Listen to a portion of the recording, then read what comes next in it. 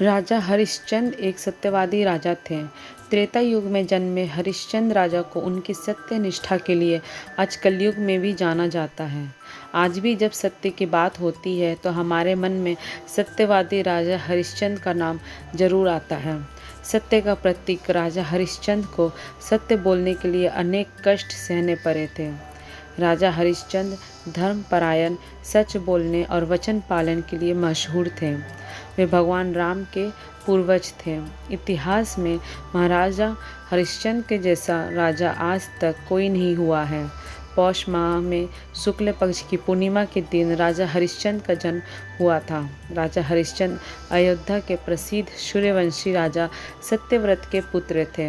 इनकी पत्नी का नाम तारामती था और पुत्र का नाम रोहित था। राजा हरिश्चंद्र हर हाल में सच का साथ देते थे, जिसकी वजह से उनकी कीर्ति चारों ओर फैली हुई थी। उनकी कीर्ति से देवताओं के राजा इंद्र को भी जलन हो रही थी। इसलिए इंद्र ने महर्षि विश्वामित्र को हरिश्चंद्र की परीक्षा लेने के लिए उकसाया। उनकी प्रसिद्धि के बारे में ऋषि विश्वामित्र ने भी सुना था और उन्होंने स्वयं राजा की परीक्षा लेने के बारे में सोचा। महर्षि विश्वामित्र ने राजा हरिश्चंद्र को अपने योग बल से ऐसा स्वप्न दिखलाया कि राजा स्वप्न में ऋषि को पूरा राज्य दान में दे रहे हैं। सुबह जब हरिश्चंद्र अपने दरबार में गए तो उनसे मिलने 1100 ब्राह्मणों के साथ महर्षि विश्वामित्र वहां आ गए। राजा हरिश्चंद्र ने महर्षि विश्वामित्र का स्वागत जोर शोर से किया। अब राजा हरिश्चंद्र ने महर्षि विश्वामित्र को रात में आए हुए सपने की बात बताई और अपना राज्य उन्हें सौंप दिया। बाद में राजा हरिश्चंद्र ने सभी ब्राह्मणों को भोजन करवाया और दक्षिणा देने लगे। राजा जब दक्षिणा देने लगे तब ऋषि ने कहा कि तुम पहले ही अपने राजपाट के साथ साथ अपना राजकोष भी दान में दे चुके हो। भोजन करने के बाद सभी 1100 ब्राह्मण को दक्षिणा में कम से कम एक स्वर्ण मुद्राएं तो देनी होगी, अन्यथा तुम पाप के भागीदारी बनोगे। राजा हरिश्चंद्र ने विश्वामित्र को अपने राजपाट के साथ साथ राजकोष भी दान में दे दिया था। अब उनके पास देने के लिए कुछ भी नहीं बचा था। विश्वामित्र ने दान में मांगी हुई स्वर्ण मुद्राएं देने के लिए राजा ने अपनी पत्नी और पुत्र को एक पंडित के यहाँ भेज दिया।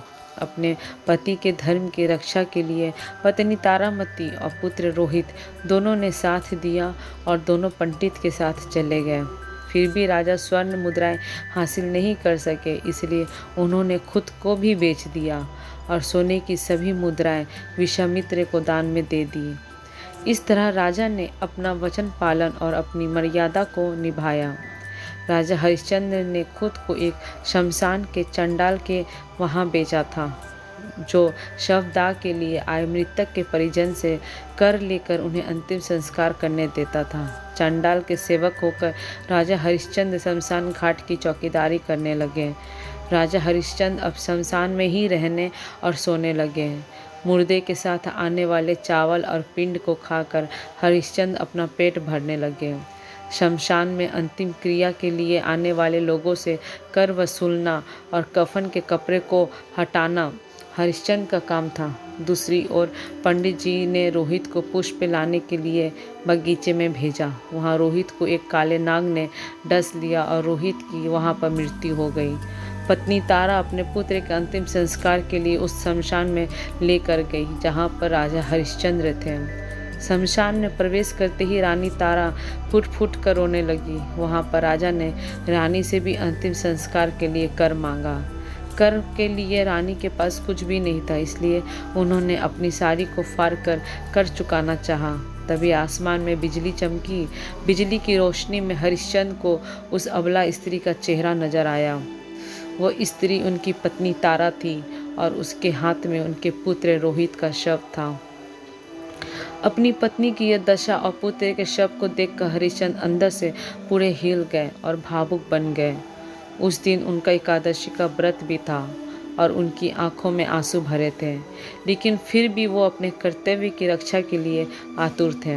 उन्होंने अपनी पत्नी से भारी मन से कहा कि मैं यहाँ का सेवक हूँ और मैं अपने मालिक के साथ किसी प्रकार का धोखा नहीं कर सकता। आपको अपने बेटे के अंतिम संस्कार के लिए कर चुकाना होगा। उन्होंने अपनी पत्नी से कहा कि जिस सत्य की रक्षा के लिए उन्होंने अपना महल राजपाट तक त्याग दिया, स्वयं और अपने परिवार को बेच दिया, आज यह उसी सत्य की रक्षा की घड़ी है। जैसे ही रानी अपनी साड़ी फाड़ने चली, ठीक उसी समय आकाशवाणी हुई और स्वयं भगवान नारायण प्रकट हुए और उन्होंने राजा से कहा, हरिश्चंद्र, तुम परीक्षा में सफल हुए। तुम एक सच्चे सत्यवादी राजा हो। तुम इतिहास में अमर रहोगे। हम सब देवताओं मिलकर तुम्हारी सत्यनिष्ठा, कर्तव्य निष्ठा और धर्म की परीक्षा कर रहे थे, जिसमें तुम सफल हो गए। तुम्हारा पुत्र रोहित मरा नहीं है।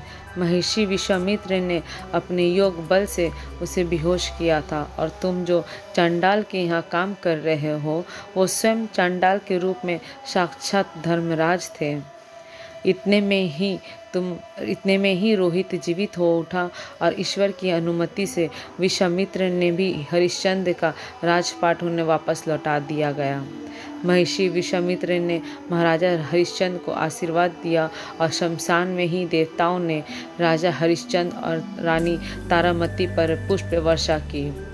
हरिश्चंद्र फिर अयोध्या में लंबे समय तक सत्य धर्म का राज्य चलाते रहे और अपने अंत समय में अपने बेटे रोहित को राज्य देकर वह सुरपुर सिधार गए। निष्कर्ष। तो आइए जानते हैं निष्कर्ष, इस राजा सत्यवती हरिश्चंद्र की कहानी से क्या हम सीखते हैं। राजा सत्यवती हरिश्चंद्र की कहानी से हमें यह सीख मिलती है कि इंसान को किसी भी परिस्थिति में सच का साथ नहीं छोड़ना चाहिए। हम उम्मीद करते हैं कि आपको यह कहानी पसंद आई होगी। इसे आगे शेयर ज़रूर करें और कमेंट करें। Thank you.